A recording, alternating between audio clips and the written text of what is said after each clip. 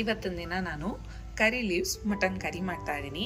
ಕರಿ leaves mutton curry ಮಾಡೋದಕ್ಕೆ ಇಲ್ಲಿ ನಾನು ಏನೇನು ತೊಗೊಂಡಿದ್ದೀನಿ ಅಂತ ಹೇಳಿದ್ರೆ, ಅರ್ಧ ಕೆಜಿಯಷ್ಟು ಮಟನ್ ತೊಗೊಂಡಿದ್ದೀನಿ, ಮತ್ತು 1 ಈರುಳ್ಳಿ, ಶುಂಠಿ ಬೆಳ್ಳುಳ್ಳಿ, 1 ಕಪ್ಪಷ್ಟು ಕರ್ಬೇವಿನ ಸೊಪ್ಪು, 1 ಚಮಚದಷ್ಟು ಧನಿಯಾ, ಮತ್ತು 1 ಹಿಡಿಯಷ್ಟು ಒಣಮೆಣಸಿನ್ಕಾಯಿ, ಚಕ್ಕೆ ಮತ್ತು ಲವಂಗ, ಇದು ಜೀರಿಗೆ, ಸೋಂಪು, 2 ಏಲಕ್ಕಿ ಮತ್ತು ಗಸಗಸೆ, ಅದರ ಜೊತೆಗೆ ಕಾಳುಮೆಣಸು.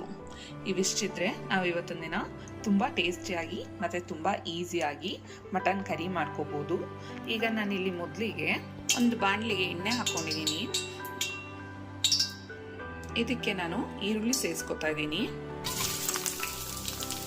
ಮತ್ತು ಶುಂಠಿ ಬೆಳ್ಳುಳ್ಳಿ. ಇದ್ರ ಜೊತೆಗೆ ಇಲ್ಲಿ ಏನೇನು ಸ್ಪೈಸಸ್ ತಗೊಂಡಿದ್ದೀನಿ ಇದೆಲ್ಲವನ್ನು ಕೂಡ ಜೊತೆನಲ್ಲಿ ಸೇರಿಸ್ಕೊಂಡು ಹುರಿತಾ ಇದ್ದೀನಿ. ಏಲಕ್ಕಿ, ಚಕ್ಕೆ ಮತ್ತು ಲವಂಗ, ಮೆಣಸು, ಸೋಂಪು, ಜೀರಿಗೆ,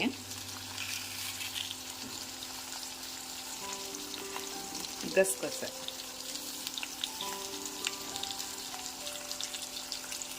ಧನಿಯಾ, ಕರ್ಬೇವಿನ ಸೊಪ್ಪು. ಇದಿಷ್ಟನ್ನು ನಾವು ಎಣ್ಣೆಯಲ್ಲಿ ಚೆನ್ನಾಗಿ ಹುರ್ಕೋಬೇಕಾಗತ್ತೆ.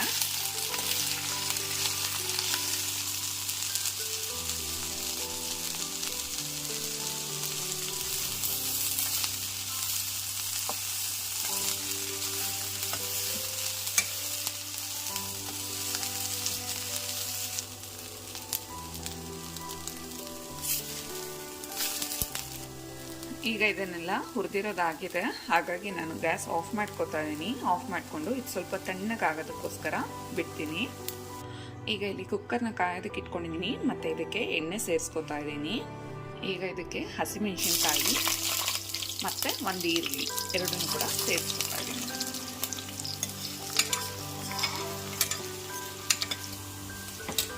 ಈಗ ಇದಕ್ಕೆ ಮಟನ್ ಸೇರಿಸ್ಕೊತಾ ಇದ್ದೀನಿ.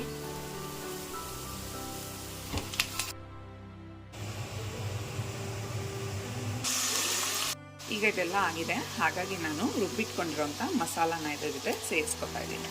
ರುಚಿಗೆ ತಕ್ಕಷ್ಟು ಉಪ್ಪನ್ನು ಸೇರಿಸ್ಕೊತಾ ಇದ್ದೀನಿ. ಈಗ ಇದಕ್ಕೆ ನಾನು ನೀರು ಸೇರಿಸ್ಕೊತಾ ಇದ್ದೀನಿ.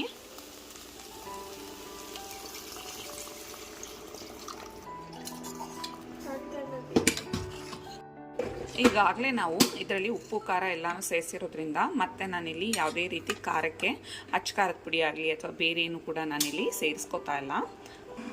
ಈಗ ಇದನ್ನು ಕ್ಲೋಸ್ ಮಾಡ್ತಾ ಇದ್ದೀನಿ ನಾನು.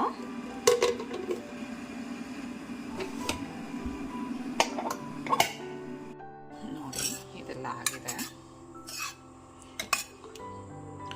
ಈಗ ಇದಕ್ಕೆ ಕೊತ್ತಂಬರಿ ಸೊಪ್ಪು ಹಾಕ್ತೀನಿ ಮತ್ತು ಇದನ್ನು ನಾನು ಸರ್ವಿಂಗ್ ಪ್ಲೇಟ್ಗೆ ಹಾಕಿ ತೋರಿಸ್ತೀನಿ ಯಾವ ರೀತಿಯಾಗಿ ಬಂದಿದೆ ಅಂತ ಹೇಳಿ.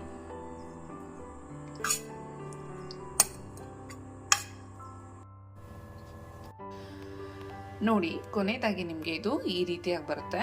ಮಾಡೋದಕ್ಕೆ ತುಂಬಾ ಸುಲಭವಾಗಿರುತ್ತೆ ಮತ್ತು ನಿಮಗೆ ತಿಂದಾಗ ಈ ರೆಸ್ಟೋರೆಂಟಲ್ಲೆಲ್ಲ ಹೇಗೆ ಮಾಡ್ತಾರೆ ಅದೇ ರೀತಿ ಟೇಸ್ಟ್ ಸಿಗುತ್ತೆ. ನೀವು ಒಂದ್ಸಲ ಮನೆಯಲ್ಲಿ ತಪ್ಪದೆ ಟ್ರೈ ಮಾಡಿ. ನಾನು ಇವತ್ತಿನ ದಿನ ಮಾಡಿರೋಂಥ ರೆಸಿಪಿ ನಿಮಗೆ ಇಷ್ಟ ಆಯಿತು ಅಂದರೆ ಮರೀದೆ ನನ್ನ ಚಾನಲ್ನ ಸಬ್ಸ್ಕ್ರೈಬ್ ಮಾಡಿ. Thank you.